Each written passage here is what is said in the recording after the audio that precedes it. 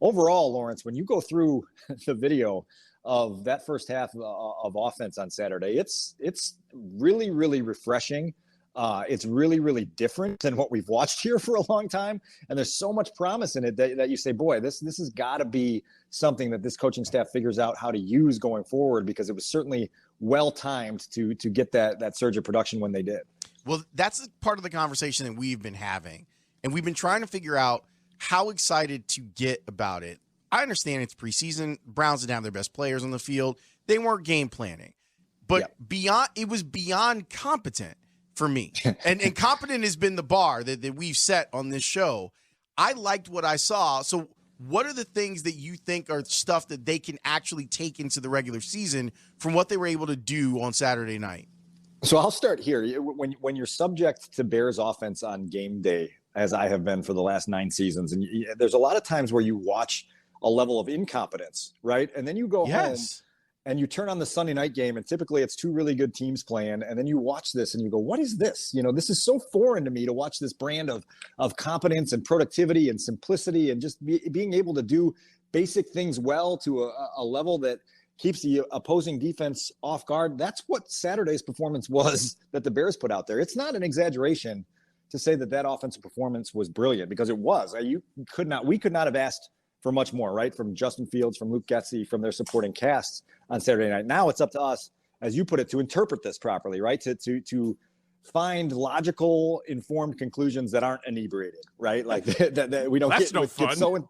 Yeah, right. And so it's just trying to find that measure in what we saw. I think, look, I went back in greater detail this morning to watch that first half, and there was a level of simplicity that was so refreshing, because it was a game plan. It was play calls. It was a rhythm that created comfort. And I tweeted this, it created comfort that created confidence that leads to production, right? And because it's so foreign to us, we feel this different level of enthusiasm here in Chicago on a Monday.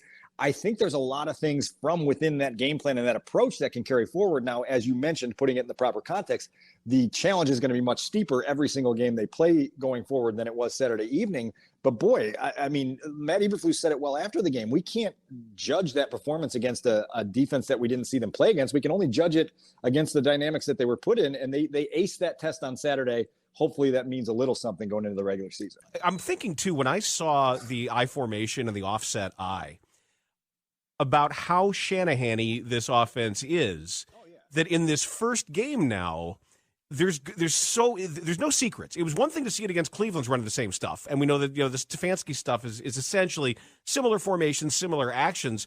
What gets layered over this game with all of the they know the calls, they know the cadences, they know the looks, they know the tells. What does this mean for a team deciding, look, this is what we do, we're going to trust it, or we might have to do things a little differently, or we're just playing into their hands? Well, I think that's where Matt Nagy kind of got crossed up way too often in trying to overthink things. If you trust in what you do really well, then it really doesn't matter what the opposing defense is doing, because you have answers within your plays and within your concepts and within the trust you have in your playmakers to offset what they're doing really well. And so I think that's been a process for this group from the spring, and then obviously in the last 5 weeks, to create that trust in the system, to create the trust through struggle, right? The month of August has not always been clean for this offense, and we've documented that on the air, that there have been some days out here that have been really rough to watch. But I think what we saw on Saturday is there are some things within this offense that allow the quarterback to play fast, allow him to play without thinking, allow him to go through some high-low reads, some low-high reads, to do some things that ultimately are very basic football things that still lead to points. I go back to the first completion of the game that Justin Fields had on Saturday night, and it's a simple rollout to the right, flat pass to the fullback, Kari Blasingame, moves the chains, creates a first down. Nothing fancy about it, pretty simple. They get a gain out of it, they get a first down. They're able to go in the very next play with 8 in the box. They get a quick throw to Mooney. I called it on Twitter, the Rodgers to Devontae Adams special. It's just one of those quick game shots that picks up 5 yards, and all of a sudden you've got that momentum and that rhythm going. But I bring up that first play and that flat pass to Blasingame because it brings up 2 things. Number one, in Justin's own words after the game, he said that he feels progress within himself in being able to not be greedy on plays, in being willing to accept a 6-yard gain if it creates momentum and creates a first down. It's also the exact same play they ran on the touchdown pass to Kmet, with obviously a different defensive look, and Justin being able to use his rollout and his eyes to manipulate everything that happened within the defense. And so now you have two very different ways of succeeding on the same exact play. One produces a first down in the flat, one produces a over-the-top touchdown to your tight end. Now all of a sudden you see the answers within the system that ultimately get your offense unlocked on a consistent basis, which we haven't seen here since I was in like 8 years old. As a show, we actually haven't had the chance to talk to you about the resolution of the Roquan Smith stuff. So now that we're like a week away from it all and he's back practicing and trying to get ready to play, what's your takeaway from it? That there's still a level of fracture here, Laurence, that has to be acknowledged, right? I think we saw, obviously, a business decision on Saturday night. Roquan, in Matt Eberflus's words, experienced tightness during pregame warmups and chose to sit out the game Saturday evening. That tightness can creep up also when you're 4-8, in the month of November. And so because it didn't resolve itself in a way that was favorable to the player now has to think at things differently. He has to see things through a different lens than the team might. And so that's something to keep an eye on as the season goes along. I also told the guys on Friday that I never see this. You never want to say, Ryan Poles 1, Roquan Smith 0, because you never want your victories to come in-house, right? You want your victories to be in other ways. And the victory for the Bears is making sure that you have a blue chip piece that can be a key part of your next championship team. And until they have Roquan solidified in that way, I don't think anybody's a winner in this situation until there's some sort of return, right, on the investment, whether you get something back ultimately or whether Roquan signs a deal long-term and then becomes part of that championship realm. So there's a long way to go before we write the final chapter on this story, and it'll be interesting just to see where Roquan keeps his mindset in the weeks ahead. Do you think that it can be fixed? I think anything can be fixed. Yeah, I don't sense that there's a permanence to this. I mean, if Roquan gets opportunities to play at a high level, goes out, maximizes those opportunities, makes highlight reel plays every single week, changes games, wins a few games here, and starts to show that he's worth a certain amount, I think, maybe they can find that bridge that we talked about for a month that never got built and get across that canyon somehow. But I do think it is still a canyon at this point. And so now it's up to both sides to go about their business with the understanding that there is still a canyon between them. I know that we have to control for Justin Fields being a rookie last year, but I am curious, from watching him in the preseason last year to watching him in the preseason this year, compare and contrast.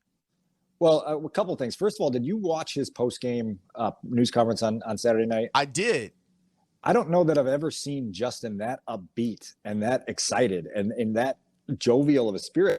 Kind of talking, leaving the press box on Saturday night. Was that something that he'd been told, hey, project a little bit more, or is that just the natural feeling that comes when you throw 3 touchdown passes in a half, right? And you got a little juice in you, and you feel like you can go up there and joke around and smile and have a back and forth that doesn't feel sort of stiff and annoyed. And so I bring that up only to say that there's a level of comfort, right, that is different from a year ago. And a year ago, the dynamics here were entirely different for Justin, right? He was put into a backup role because you had a regime in place that was told that they had to win in 2021 to save their jobs. And so they knew they weren't going to be able to make a playoff berth or stay in the hunt real long if they went out with a rookie quarterback and lost 11 games. And so they went with Andy Dalton.